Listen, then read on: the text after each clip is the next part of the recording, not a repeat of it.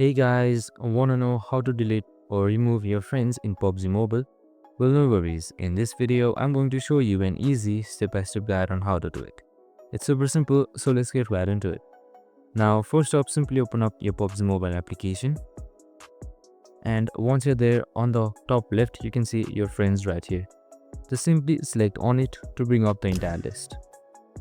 And now once you're there, removing friends is simply easy. So on the top right of your friends list, you can see this three dot icon. Just simply press on it and then select delete again. And once you've done that, right here you can see your friends with a checkbox right beside them. So I'll just select any one of these friends right here. And once you've selected your friends, just simply select delete right here and then select OK. And after that, your friend will be deleted.